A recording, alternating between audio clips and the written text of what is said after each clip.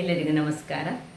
ಇವತ್ತಿನ recipe star fruit ಅಂದರೆ ದಾರೆಕುಳಿ ಅಂತ ಏನು ನಾವು ಕರಿತೀವಿ. ಕರಾವಳಿ ಭಾಗದಲ್ಲಿ ಹೇರಳವಾಗಿ ಬೆಳೆಯುವಂತಹ ಈ ಒಂದು ಫ್ರೂಟ್ ಈ ಕಫ ನಿವಾರಣೆ ಮಾಡುವುದರಲ್ಲಿ ಅತ್ಯಂತ ಒಂದು ಒಳ್ಳೆಯ ಫ್ರೂಟ್ ಅಂತ ಹೇಳ್ಬೋದು. ಇದರ ಒಂದು ಲೇಹ ಮಾಡಿ ಸಣ್ಣ ಮಕ್ಕಳಿಗೆ ಈ ತುಂಬ ಕಫ ಇದ್ದವರಿಗೆ ಸ್ವಲ್ಪ ತಿನ್ನಿಸ್ತಾರೆ. ಇವತ್ತು ನಾನು ಮಾಡಿದ್ದು ಈ ಸ್ಟಾರ್ ಫ್ರೂಟಿದ್ದು ಕಾಯಿ ರಸ ಬಹಳ ರುಚಿಕರವಾಗಿ ಬರ್ತದೆ ಮತ್ತು ಆರೋಗ್ಯಕ್ಕೆ ಉತ್ತಮವಾಗಿರುವಂತಹ ಈ ಒಂದು ಸ್ಟಾರ್ ಫ್ರೂಟಿನ ಕಾಯಿ ರಸವನ್ನು ಹೇಗೆ ಮಾಡೋದನ್ನು ನೋಡೋ ಮೊದಲು ಯಾರೆಲ್ಲ ನನ್ನ ಚಾನಲನ್ನು ನೋಡ್ತಿದ್ದೀರಿ, ಯಾರೆಲ್ಲ ಇನ್ನೂ ಸಬ್ಸ್ಕ್ರೈಬ್ ಮಾಡಿಲ್ಲ ದಯವಿಟ್ಟು ಸಬ್ಸ್ಕ್ರೈಬ್ ಮಾಡಿ ಸಪೋರ್ಟ್ ಮಾಡಿ ಅಂತ ಹೇಳ್ತಾ ಬನ್ನಿ ಅಡಿಗೆ ಮನೆಗೆ ಹೋಗೋಣ. ನಮಸ್ತೆ ಮಿತ್ರರೇ, ಇಲ್ಲಿ ನೋಡಿ ದಾರೆ ಹುಳಿ ಉಂಟು, ಸ್ಟಾರ್ ಫ್ರೂಟ್ ಅಂತ ಇದಕ್ಕೆ ಕರೀತಾರೆ. ಈಗ ಈ ಮಳೆಗಾಲದಲ್ಲಿ ಇದು ಹೇರಳವಾಗಿ ಬೆಳೀತದೆ. ನಮ್ಮ ಈ ಕರಾವಳಿ ಭಾಗದಲ್ಲಿ ತುಂಬ ಬೆಳೆಯುವಂತಹದ್ದು. ಇದರಿಂದ ಚಟ್ನಿ ಸಹ ಮಾಡ್ತಾರೆ. ಇದನ್ನು ಉಪ್ಪು ನೀರಿನಲ್ಲಿ ಹಾಕಿ ಇಟ್ಟುಕೊಂಡು ತಿನ್ನಲಿಕ್ಕೆ ಸಹ ಬಹಳ ಒಳ್ಳೆಯದು, ಆರೋಗ್ಯಕ್ಕೆ ಸಹ ಬಹಳ ಉತ್ತಮ. ಅದು ಕಫವನ್ನು ನಿವಾರಿಸುವಂಥ ಶಕ್ತಿ ಹೊಂದಿರುವಂಥ ಇದನ್ನು ಇವತ್ತು ನಾನೊಂದು ಸಾರು ಮಾಡಿ ತೋರಿಸ್ತೇನೆ. ಬಹಳ ಚೆನ್ನಾಗಿ ಬರ್ತದೆ.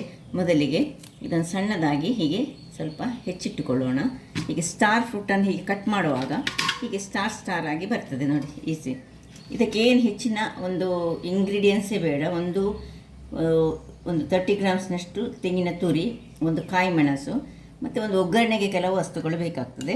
ಈಗ ಮೊದಲಿಗೆ ಇದನ್ನು ನಾನು ಸಣ್ಣದಾಗಿ ಹೀಗೆ ಈ ರೀತಿ ಸ್ಟಾರ್ನ ರೀತಿಯಲ್ಲಿ ಕಟ್ ಮಾಡ್ತೇನೆ. ಅದರ ಮೊದಲು ಇಲ್ಲಿ 1 ಲೋಟದಷ್ಟು ನೀರನ್ನು ಬಿಸಿಯಾಗಲಿಕ್ಕೆ ಇಡ್ತಿದ್ದೇನೆ. ಇದು ಕಟ್ ಮಾಡ್ಕೊಳ್ಳೋಣ. ಕಟ್ ಮಾಡಿಕೊಂಡೆ ನೋಡಿ, ಸಣ್ಣದಾಗಿ ಕಟ್ ಮಾಡಿಕೊಂಡು ಇದನ್ನೀಗ ಬೇಯಿಸ್ಲಿಕ್ಕೆ ಉಂಟು. ಇದನ್ನು ಕಟ್ ಮಾಡುವ ಮೊದಲೇ ತೊಳೆದುಕೊಂಡಿರಬೇಕು. ಸೊ ಇದನ್ನೀಗ ಈ ಬಿಸಿ ನೀರಿನಲ್ಲಿ ಹಾಕ್ಕೊಂಡು ಅದರೊಟ್ಟಿಗೆ ಒಂದು ತೊಳೆದಿಟ್ಟಂತಹ 1-2 ನಿಮಗೆ ಚೂರು ಖಾರ ಹೆಚ್ಚು ಬೇಕಿದೆ 2 ಹಾಕ್ಕೊಳ್ಳಿ ಮೆಣಸನ್ನು ಹಾಕ್ಕೊಂಡು ಮುಚ್ಚಳವನ್ನು ಮುಚ್ಚಿ ಬೇಯಿಸಿಕೊಳ್ಳೋಣ. ಇಲ್ಲಿ ಈ ಒಂದು ತೆಂಗಿನ ತುರಿಯಿಂದ ತೆಂಗಿನ ಹಾಲನ್ನು ತೆಗೆದುಕೊಂಡು ತರ್ತಿದ್ದೇನೆ. ಇಲ್ಲಿ ನೋಡಿ, ಇಷ್ಟನ್ನು ಗ್ರೈಂಡ್ ಮಾಡಿ ತಂದೆ. ಅಷ್ಟೇ ಒಂದು ಹ್ಯಾಂಡ್ಫುಲ್ ಆಫ್ ಸಾಕು, ತುಂಬ ಸಹ ಬೇಡ ಇದಕ್ಕೆ. ಇದನ್ನು ಒಳ್ಳೆ ಹೀಗೆ ಈ ರೀತಿ ತೆಗೆದುಕೊಳ್ತಿದ್ದೇನೆ. ಹಾಲು ಇದರದ್ದು ಒಂದು ಸತಿ ಮಾಡಿದರೆ ಸಾಕಾಗ್ತದೆ. ಅದರೊಟ್ಟಿಗೆ ಈಗ ಇಲ್ಲಿ ಇದು ಬೇಯ್ತಾ ಇರೋದಕ್ಕೆ ನಾವು ಒಂದು ಸ್ವಲ್ಪ ಉಪ್ಪನ್ನು ಹಾಕ್ಕೊಳ್ತಿದ್ದೇನೆ. ಬೇಯ್ತಾ ಉಂಟು. ಒಂದಿಷ್ಟು ಉಪ್ಪು ಹಾಕ್ಕೊಳ್ಳೋಣ. ಅದು ಕೂಡಲೇ ಬೇಯ್ತದೆ. ಸೊ ಇದನ್ನು ಪುನಃ ಮುಚ್ಚಿಟ್ಟು ಒಂದು ಸಣ್ಣ ಉರಿಯಲ್ಲಿ 5 ನಿಮಿಷ ಇಡೋಣ. ಇಲ್ಲಿ ಹಾಲು ಸಹ ರೆಡಿ ಆಗ್ತಾ ಉಂಟು. ವೀಕ್ಷಕರೇ, ಹಾಲು ರೆಡಿ ಆದಮೇಲೆ ನೋಡಿ, ಇದು ಬೆಂದು ಸಹ ಆಯಿತು ನೋಡಿ, ಒಳ್ಳೆ ಸಾಫ್ಟ್ ಆಯಿತು. ಅದರೊಟ್ಟಿಗೆ ಮೆಣಸು ಸಹ ಸಾಫ್ಟ್ ಆಗಿದೆ. ಇದನ್ನೀಗ ಆಫ್ ಮಾಡಿಕೊಂಡು ಒಂದು ಪಾತ್ರೆಗೆ ಹಾಕಿ ತಣ್ಣಗಾಗಲಿಕ್ಕೆ ಬಿಡೋಣ. ಇದು ತಣ್ಣಗಾದ ಮೇಲೆ ಇದನ್ನು ಈಗ ಏನು ಮಾಡೋದು ಅಂತ ತಿಳಿಸ್ತೇನೆ. ವೀಕ್ಷಕರೇ ನೋಡಿ, ಇದಕ್ಕೆ ತಣ್ಣಗಾಗಿದೆ. ಈಗ ಯಾವುದರಲ್ಲಿ ನಾವು ಹಾಲು ತೆಗೆದಿದ್ದೇವೆ ನೋಡಿ, ಅದರಲ್ಲಿ ಇದರದ್ದು ಸ್ವಲ್ಪ ನೀರನ್ನು ಹೀಗೆ ಹಾಕ್ಕೊಳ್ಳೋಣ. ಇದರೊಟ್ಟಿಗೆ ಈ ಮೆಣಸು ಸಹ ಅದರಲ್ಲಿ ಗ್ರೈಂಡ್ ಆಗಬೇಕೀಗ. ಈಗ ಇದಕ್ಕೆ ಸ್ವಲ್ಪ ಉಪ್ಪು ಕಡಿಮೆ ಉಂಟು, ಉಪ್ಪು ಮತ್ತು ಬೆಲ್ಲ ಚೂರು, ಒಂದು ಸ್ವಲ್ಪ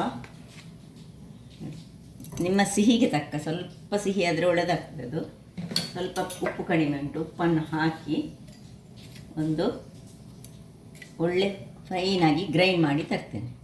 ವೀಕ್ಷಕರೇ ನೋಡಿ, ಒಳ್ಳೆ ಗ್ರೈಂಡ್ ಆಗಿ ಬಂತು.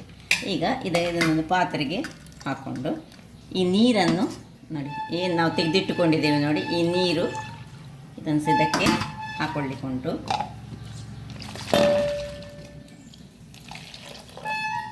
ಬೇಕಿದ್ದಷ್ಟು ಹಾಕೊಳ್ಳಿ. ಇನ್ನು ಈ ಹಾಲನ್ನು ಸಹ ಇದಕ್ಕೆ ಮಿಕ್ಸ್ ಮಾಡಿಕೊಳ್ಳೋಣ.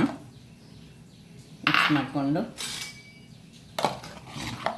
ಬಹಳ ಒಂದು ಆರೋಗ್ಯಕ್ಕೆ ಉತ್ತಮವಾದದ್ದು, ಸಹ ಮಳೆಗಾಲದಲ್ಲಿ ಬೇಕಾದಂಥದ್ದು.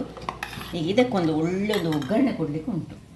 ಇದು ಎಷ್ಟು ನೀರು ಬೇಕಿದೆ, ಎಷ್ಟು ನೀರು ಬೇಕು ಅಷ್ಟು ನೀರನ್ನು ನೀವು ಹಾಕ್ಕೊಳ್ಬೋದು ನೋಡಿ. ಇದರ ಇನ್ನು ಸ್ವಲ್ಪ ಉಳಿದದುಂಟು. ಇದು ಸಾರಿನ ದಪ್ಪ ಆಗ್ತದೆ ಹಾಕಿದಷ್ಟು ನೋಡಿ, ಇಷ್ಟು ದಪ್ಪದಲ್ಲಿ ಉಂಟು. ಇದು ಅನ್ನದೊಟ್ಟಿಗೆ ಕಲಸ್ತಿಲಿಕ್ಕೆ ಭಾಳ. ಇದಕ್ಕೊಂದು ಒಳ್ಳೆ ಒಗ್ಗರಣೆ, ಅಂದರೆ ಸ್ವಲ್ಪ ಖಾರ ಕಡಿಮೆ ಇರ್ತದಲ್ಲ, ಆ ಖಾರಕ್ಕೋಸ್ಕರ ಈಗ ಇಲ್ಲಿ ಸ್ವಲ್ಪ ತೆಂಗಿನ ಎಣ್ಣೆ, ಒಂದು 2 ಚಮಚದಷ್ಟು ತೆಂಗಿನ ಎಣ್ಣೆ ಹಾಕೊಳ್ಳೋಣ. ತೆಂಗಿನ ಎಣ್ಣೆ ಒಟ್ಟಿಗೆ ಒಂದು ಸಾಸಿವೆ, ಸ್ವಲ್ಪ ಸಾಸಿವೆ ಹೊಡೆಯುವಾಗ ನಿಮ್ಮ ಖಾರಕ್ಕೆ ತಕ್ಕಷ್ಟು, ಖಾರ ಹೆಚ್ಚು ಬೇಕಿದೆ ಹೆಚ್ಚು ಖಾರ, ಕಮ್ಮಿ ಖಾರ ಬೇಕಿದ್ದರೆ ಕಮ್ಮಿ ಖಾರ, ಒಂದು ಮೆಣಸು ಅದರಲ್ಲಿ ಹಾಕಿದ್ದೇವೆ ನಾವು. ಹಾಕ್ಕೊಂಡು ಕರಿ ಲೀವ್ಸ್ ಮತ್ತು ಸ್ವಲ್ಪ ಹಿಂಗು ಇಷ್ಟನ್ನು ಸ್ವಲ್ಪ ಹಾಕ್ಕೊಂಡು, ಸ್ವಲ್ಪ ಹಿಂಗು,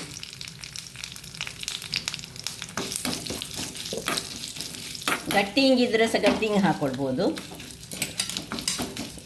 ಚೆನ್ನಾಗಿ ಇದು ಈ ಮೆಣಸು ಇದರಲ್ಲಿ ಫ್ರೈ ಆಗಬೇಕು. ಮತ್ತು ಈ ಮೆಣಸನ್ನೇ ನಾವು ಈ ಊಟ ಮಾಡುವಾಗ ನುರ್ದು ತಿನ್ನಲಿಕ್ಕೆ ಅದರೊಟ್ಟಿಗೆ ಒಳ್ಳೆಯದಾಗ್ತದೆ. ಖಾರಕ್ಕೆ ಅದನ್ನು ಮಾಡ್ಕೊಳ್ಬೋದು. ಒಳ್ಳೆ ಪಟ ಪಟ ಉಳಿಯುವಾಗ ಆಫ್ ಮಾಡ್ಕೊಳ್ಳೋಣ. ಆಫ್ ಮಾಡಿಕೊಂಡು